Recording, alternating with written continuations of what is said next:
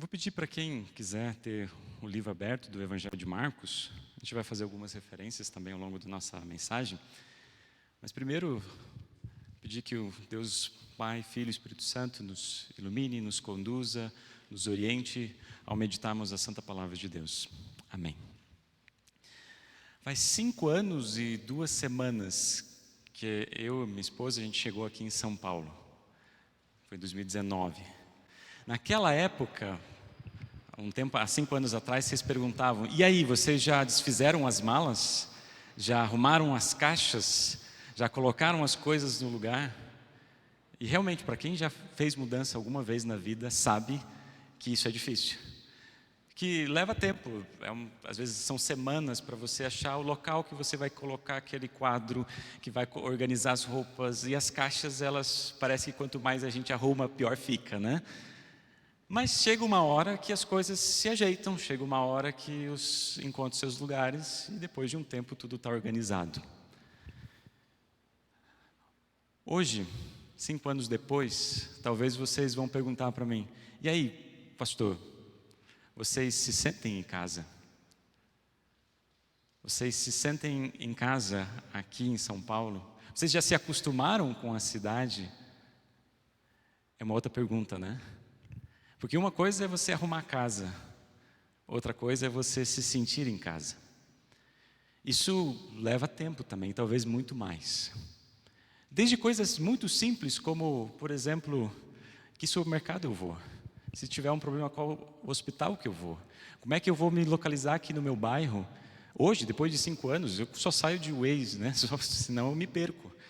Claro que São Paulo é uma cidade peculiar, né? Diferente das que muitas vezes, se eu tivesse uma cidade menor, seria muito mais fácil a gente se ater a essas questões. Mas precisa de tempo também.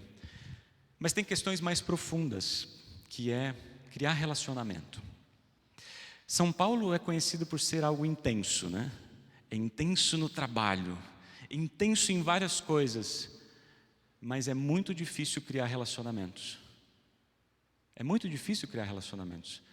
Talvez, e eu digo por nós, né? Passados 5 anos, e a gente, por mais que a gente foi beneficiado e teve a bênção de ser acolhido numa comunidade que nos abraçou de uma maneira muito especial, é difícil criar relacionamentos. Eu vejo de muitos de vocês que talvez estão chegando aqui na comunidade, como é difícil criar relacionamentos.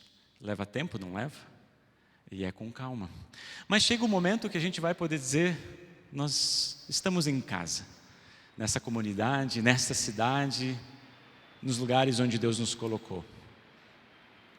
No texto de hoje, Jesus se sentia muito bem em casa, só que em Nazaré.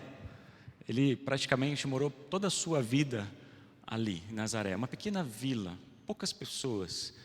E ele trabalhava junto com seu pai, carpinteiro José, e ele foi crescendo, fazia algumas viagens, sim, ia para Jerusalém. Mas quando iniciou seu ministério, e aqui o texto do Evangelho de Marcos, todo o capítulo 1, ele nos apresenta isso, né? Jesus, ele inicia o seu ministério quando ele é batizado por João. Ele começa a chamar discípulos, chamou Tiago, chamou João, chamou André, chamou Simão. E a gente viu isso nos últimos cultos. Esse chamado para eles serem pescadores de pessoas, para levar esse evangelho para outras nações. Só que quando ele começa o seu ministério, talvez a mesma sensação quando a gente chega num local onde tudo está bagunçado. Quando Jesus, e isso o próprio pastor Alaor compartilhou no último culto, quando ele inicia o seu ministério, ele começa a ser conhecido de uma forma muito interessante, porque ele falava na igreja. Então a sua fama foi porque ele ia para a sinagoga e falava com autoridade. Talvez vocês vão se lembrar da semana passada da mensagem, né, que o pastor Alaor nos compartilhou. Falava não somente em palavras, mas também em ações. E algo que é interessante lá na sinagoga, no primeiro, trazendo um pouquinho da semana passada para nós darmos essa sequência ao texto, Jesus, quando ele chega na sinagoga, ele começa a falar e as pessoas começam a olhar para Jesus: mas quem é esse que está falando com tamanha profundidade, com tamanha autoridade? Eu nunca ouvi alguém falar dessa maneira aqui na sinagoga. Só que no meio de tudo isso aparece um homem um homem que estava dominado por um demônio, diz o texto, por um espírito. E aqui acontece, pelo menos na narrativa de Marcos, o primeiro milagre de Jesus no Evangelho. Ele cura um homem, liberta esse homem. Ele traz ordem aonde estava tudo desorganizado.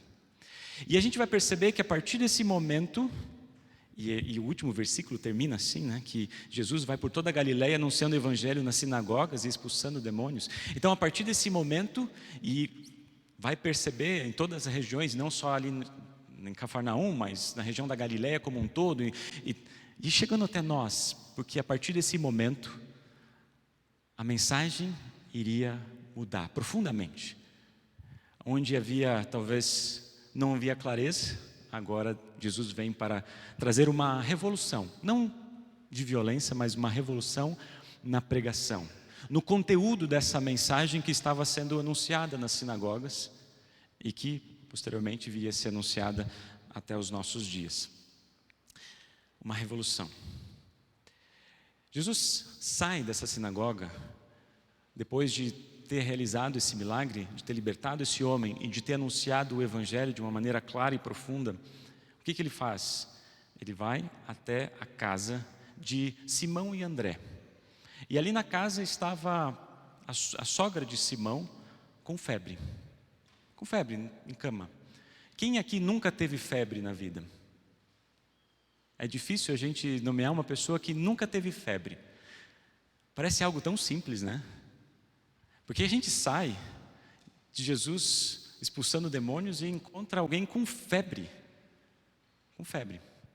E às vezes tem situações na nossa vida que parece ser tão simples. Eu acho que isso se caracteriza aqui. É tão simples, algo tão corriqueiro. Não vale a pena a gente colocar esse nosso problema nas mãos de Deus. Vai passar, vai passar. Por que eu vou preocupar o meu Senhor com algo tão pequeno como uma pequena febre? Vai passar. Não, Jesus ele precisa se preocupar com as grandes coisas, como expulsar demônios numa sinagoga. Isso sim é trabalho de Jesus. Agora, cuidar de uma febre, não. Isso não é trabalho de Jesus. Mas olha, percebem a maneira como Jesus lida também com a sogra de Simão. Ele vai ao encontro dela, toca na mão dela, a segura, a levanta e a restaura. Simples. Atrás de volta. Mas o que chama atenção na continuidade desse texto é que quando a sogra de Simão ela se sente curada, nenhuma menção da cura é comentada aqui. Logo depois que ela é curada, ela segue a sua vida normal. A gente olha, mas que ingratidão é essa? Jesus vai lá, a cura, ela estava com febre, ela estava passando mal. Ela percebe que ela foi curada pelo toque de Jesus, mas ela continua seguindo a sua vida normal. Diz o texto, a febre saiu da mulher e ela começou a cuidar deles. Em outras palavras, ela transformou a casa dela num lugar de hospitalidade, de acolhimento. Talvez, não diz o texto, mas o que ela fez fez um bom jantar. Em outras palavras, muitas vezes, a gente acha que simplesmente louvar a Deus e agradecer a Deus é quando a gente coloca em palavras isso. E se a gente for ser bem sincero, a gente esquece muitas coisas que Deus faz na nossa vida, essas coisas pequenas. A gente esquece de agradecer, a gente esquece de mencionar isso. Mas o que Deus quer de nós, verdadeiramente, é que a gente continue servindo o próximo, fazendo com que a nossa vida seja uma vida de serviço e de amor. Pode ser a coisa mais simples como fazer um belo jantar para os nossos familiares, para os nossos amigos ou coisas semelhantes. Interessante que Jesus toca, Jesus cura e logo depois a sua casa ela vira uma casa de acolhimento. Percebem isso? Que quando chega o final da tarde, no versículo 32, depois do pôr do sol, a presença de Jesus ali naquela cidade de Cafarnaum, primeiro na sinagoga, depois na casa, e agora toda a cidade ela começa a ser tocada pela presença de Jesus. E está chegando a noite, a escuridão está chegando, e junto com a escuridão vem também gritos de desespero de pessoas que estão sofrendo. Agora vocês conseguem imaginar que esse acolhimento e essa hospitalidade da sogra de Pedro talvez não seja só para os discípulos, talvez seja para toda a cidade, todas as pessoas que estavam carentes, estavam doentes, estavam precisando de atenção, cuidado, amparo.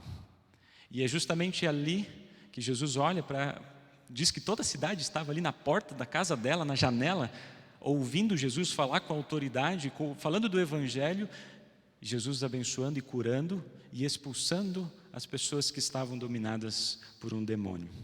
Interessante isso. Só que quando a gente olha ali no versículo 34, ali no final, na metade do versículo 34, ele não deixava que os demônios falassem, pois eles sabiam quem Jesus era. Olha só que interessante. Eu quero desdobrar isso aqui daqui a pouco, mas aqui já quero dar um ponto para vocês irem pensando sobre isso. Jesus não permitiu que esses que estavam dominados por espíritos maus falassem em nome de Jesus. Em outras palavras, a gente pode dizer que Jesus não quer o testemunho de quem não crê. Jesus não quer o testemunho daquele que não tem fé. E a gente conhece muitas pessoas que são declaradamente ateus e que se utilizam de Jesus ou do contexto da Bíblia para falar. Mas qual que é o resultado disso? De pessoas, a gente até se espanta, nossa, mas aquela pessoa, nossa, como ela é conhecedora da palavra de Deus, do Evangelho de Jesus, das histórias dos pais da igreja, enfim, de toda a história da igreja cristã, e como ela é ateia, como ela não crê. E é justamente esse é o impacto. Aqueles que não creem, que falam do Evangelho, fazem um desserviço. Porque Jesus não quer que o seu nome seja compartilhado por aqueles que não creem. E a gente sabe disso, porque o impacto da pessoa que fala é falar um Jesus que não é um Jesus revelado na palavra de Deus. Continuando aqui, o que a gente vai perceber que não sei quanto tempo Jesus ficou curando as pessoas que estavam ali naquela cidade, que foram levadas por Jesus, mas chegou no meio da noite, diz o texto aqui, logo bem no início da manhã. Então, a gente sabe que Jesus saía para orar, diversas vezes isso é colocado aqui no nosso texto. De alguma forma ele saiu, talvez ele ficou a noite inteira curando e a primeira oportunidade ele saiu para orar. E ele olha para o dia anterior, percebam, sinagoga, a casa, cidade. Ele começa a orar pela igreja, começa a orar pela casa, pela família, e começa a orar pela cidade, por todos aqueles que sofriam por necessidade. E no outro dia, quando as pessoas vão ao encontro, porque isso faz sentido, imagina ele pregar com autoridade, imagine ele curar um monte de pessoas, para os discípulos também, cadê Jesus? Onde ele está? Eles foram procurar, todos estavam procurando o Senhor, quando encontraram no outro dia. E a resposta de Jesus foi, vamos para outras cidades, vamos compartilhar o Evangelho em outros lugares, pois foi para isso que eu vim. Foi para isso que eu vim. Jesus vem pregar o Evangelho, e ele prega esse Evangelho em palavras e ações. O que esse texto pode nos levar a pensar, a ensinar? Eu gostaria que a gente olhasse para a estrutura desse texto. Não sei se vocês perceberam essa estrutura. Igreja, casa, cidade. Nós estamos aqui na igreja. Nós estamos aqui ouvindo a palavra do Senhor, sendo levado, assim como era na sinagoga, também é nas nossas igrejas hoje. A gente lê a palavra de Deus, a gente medita nessa palavra de Deus, mas a gente recebe o perdão dos nossos pecados, a gente é consolado, a gente é abraçado, a gente é fortalecido, a gente participa dos meios da graça, do batismo, da ceia do Senhor, e a gente é nutrido na fé, nossa fé é alimentada, é a forma como Deus escolheu para nos preparar e nos cuidar. Mas Jesus não quer ficar só na igreja. Jesus quer ir para casa com você. Jesus quer ir para casa com você, com a sua vida, com a sua família. E muitas vezes de uma forma mais comum e mais natural, como por exemplo fazer um alimento para os seus filhos, dar banho nos seus filhos, fazer momentos de brincadeira, ou estar junto com a família, vivenciar momentos. E a pergunta sempre é, como é que o Evangelho encarnado, como é que a presença, porque o Evangelho é a presença de Jesus, como é que a presença de Jesus está presente na sua casa? E como é que a presença de Jesus transforma a sua casa num lugar de acolhimento, de nova vida, de esperança? Como é que a gente faz isso? Não tem uma cartilha. Não tem uma cartilha, faça isso, faça aquilo. Mas as pessoas que estão ao nosso redor precisam sentir aquilo que a gente recebe aqui. Nossos filhos podem e precisam vivenciar o Evangelho nas suas vidas. Exemplos muito simples, como estou dando banho no meu filho, com água, e eu lembro dele do batismo. Ou quando irmãos brigam, nós refletimos a respeito do perdão e lembramos do Pai Nosso. Perdoas as nossas dívidas, assim como nós fomos perdoados também. Ou seja, o perdão de Deus move o nosso perdão com o próximo. E aqui a gente poderia dar várias outras situações reais, constantes do nosso dia. Como é que as pessoas que estão ao nosso redor sentem a presença de Jesus nas nossas vidas? Sabe que essa presença de Jesus na nossa vida, em família, nas coisas mais simples, reverbera para a cidade, não é? Porque a gente não consegue deixar com que esse Evangelho fique somente para nós. Ele é percebido nas pessoas que estão ao nosso redor. O impacto de viver o Evangelho todos os dias e perceber que somos movidos pela graça de Deus, pela misericórdia do Senhor, faz com que o Evangelho saia de você e chegue em outras pessoas. Porque Jesus está em movimento por meio de você. A maneira como você ouve o Evangelho impacta a forma como você vive na sua casa. E transparece como você fala sobre o Evangelho no mundo que você vive. Não sei se vocês tiveram a oportunidade de olhar com atenção a carta de 1 Coríntios capítulo 9, que o apóstolo Paulo, ele reflete sobre a importância do falar o Evangelho. Ele diz, ai de mim se eu não falar do Evangelho. O que eu ganho com isso? É que outras pessoas cheguem à fé. Se você conhecer um pouco da história do apóstolo Paulo, vai dizer que ele viveu em dois mundos, né? O mundo dos judeus e o mundo dos gentios. Ele fala assim, para os judeus eu vivo como um judeu, para os gentios eu vivo como gentios, mas eu não me deixo ficar fora da lei de Cristo, da vida de Cristo. Lá em Filipenses capítulo 4, ele vai dizer, eu aprendi a viver contente em todas as situações, eu aprendi a ter muito, aprendi a ter pouco, eu tive muita comida, eu tive pouca comida, eu passei fome.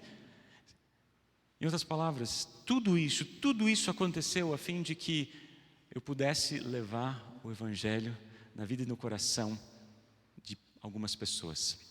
Algumas pessoas. O que Paulo estava disposto a fazer para pregar o Evangelho? E a pergunta vem para nós também. O que nós estamos dispostos a fazer para que o Evangelho saia da igreja, entre na nossa casa e vá para a cidade? E é interessante que a vivência do Evangelho fica mais nítida, mais clara quando a gente coloca ela em prática. Mas talvez vocês vão perguntar, mas o que é o Evangelho? Está falando bastante do Evangelho. Evangelho é a boa notícia de Deus. Que desde o início, quando o ser humano caiu em pecado, Deus promete nos resgatar. E Ele faz isso por meio do Seu Filho Jesus Cristo, que vem ao mundo, que morre por nós na cruz, mas no terceiro dia nos dá vida. E todos aqueles que se agarram nessa promessa de que Jesus morreu por nós na cruz para nos dar vida eterna e ressurreição do corpo, assim como nós confessamos no credo apostólico, nós recebemos e temos esse Evangelho na nossa vida. Então, o que é o Evangelho? É a presença de Jesus, dessa notícia maravilhosa que restaura a nossa vida e que nos dá consolo e esperança, não só para agora, mas para a eternidade, para vivermos plenamente com Deus, na ressurreição do corpo e da vida eterna. Esse é o Evangelho, puro. Eu fui convidado, agora para finalizar, indo para o final da nossa mensagem, fui convidado agora em março para falar sobre um tema no Encontro das Servas. Agora vai ser em março. Eu já estendo o convite para vocês estarem presentes, não só as mulheres aqui da convenção, mas também as famílias que queiram estar presentes, em março. E o tema que eles colocaram para a gente refletir foi: missionária eu? Uma pergunta: missionária eu? Como lidar com maridos, filhos e parentes descrentes? Vou repetir o tema: missionária eu? Claro, colocando a perspectiva das mulheres, né? Como lidar com marido, filhos e parentes descrentes, que não creem no Evangelho, que não creem em Cristo. Difícil, né? É difícil, necessário, e ao mesmo tempo a gente precisa levar a sério, porque esse tema, ele mexe muito conosco e nos machuca verdadeiramente no nosso coração. Como lidar com isso? É um tema complicado. Como viver com Jesus? Como viver o Evangelho junto com as pessoas que talvez convivem conosco, mas não compartilham essa fé? Talvez o início de uma reflexão para a gente começar, porque senão é algo fácil de responder, mas é algo que a gente precisa pensar. Primeiro é que, olhando nessa estrutura que esse texto nos traz, da igreja, casa e cidade, aqueles que vivem essa luta diária, que vivem essa situação, não podem deixar Cristo na igreja. Não podem deixar Cristo apenas aqui nesse momento compartilhado que a gente tem com outras pessoas que compartilham a mesma fé. Cristo precisa ir para casa com você, vivenciar com você. A presença de Jesus precisa estar ali. E a pergunta que a gente faz sempre é: como a presença de Jesus é percebida pelas pessoas que não creem, mas convivem com você? Como o Jesus encarnado vai estar presente na sua vida e vai ser transmitido no seu modo de ser, de viver, de sentir, mesmo aquela pessoa não crendo? É um desafio. Mas Jesus não pode ficar somente na igreja como uma parte compartimentada da minha vida. Ela precisa entrar na segunda-feira, não só no domingo. Ela precisa entrar na segunda, na terça, na quarta, todos os dias. E aqui a gente é alimentado, mas também a gente vive nos dias a dias da nossa vida. Por outro lado, a gente tem que pensar, tem que refletir que Jesus, ele não quer ser conhecido por aquelas pessoas que não creem. Então isso joga uma responsabilidade também para nós. Porque a gente já viu anteriormente, se aquelas pessoas que a gente ama ouvem a respeito de Jesus por pessoas que não creem, a gente sabe qual que é o resultado: é descrença. Porque vão falar do Evangelho, vão falar de um Jesus que não é o Evangelho, vão falar de um Jesus que não é Jesus. Jesus, ele precisa ser compartilhado por aqueles que foram tocados pela palavra, que foram transformados pelo Evangelho, que sentem isso todos os dias do seu coração, a presença do Salvador em suas vidas. Mas também a gente precisa ter muita humildade para reconhecer que nós não temos o controle da situação. E é isso que a gente tem comentado nos últimos cultos aqui. Quando Jesus chama, por exemplo, André, Simão, quando ele chama Tiago, ele fala assim: vocês vão ser pescadores de pessoas, mas ele não diz vocês vão ser ótimos pescadores, vocês vão converter milhões e multidões de pessoas. Não, vocês vão ser pescadores de pessoas. E da mesma forma, a gente não tem controle das pessoas que convivem conosco, por mais que a gente viva fiel e constante a presença de Jesus nas nossas vidas. Jesus tinha o poder de transformar aquela sinagoga especificamente e toda aquela cidade no estalar de dedos. Jesus tinha esse poder, mas o que ele fez? Ele anunciou o Evangelho e deixou com que a semente, você lembra da música, a semente da palavra, né? Deixou que a semente florescesse no coração dessas pessoas. E enquanto estava florescendo, ele fez o quê? Ele foi para o monte orar. E deixou com que a oração, colocar nas mãos de Deus, deixar com que Deus continue cuidando e transformando o seu coração para que ali tenha bons frutos. Jesus viu o sofrimento na sinagoga, Jesus viu o sofrimento ali pela sogra de Simão, Jesus especialmente viu o sofrimento daquela cidade e orou por eles. Talvez na sua casa você tenha pessoas que você sinta que estão sofrendo também. Pode ser de uma forma física, pode ser de uma forma espiritual, pode estarem afastados de Jesus. Nós olhamos para eles com compaixão, com misericórdia, e assim como Jesus nós oramos, constantemente, todos os dias, e deixamos isso nas mãos dele. Em outras palavras, na igreja, em casa e na cidade, nós somos não somente convidados a falar, mas a viver o Evangelho, a trazermos esperança e fé em meio à desesperança e ao sofrimento. E então, confiar, esperar, orar, mas seguir testemunhando. Confiar, esperar e orar, mas seguir testemunhando. De todas as formas possíveis, assim como diz lá no texto de 1 Coríntios, a fim de que alguns se salvem. Ai de mim, se eu não pregar o Evangelho. Amém. Colocar em pé.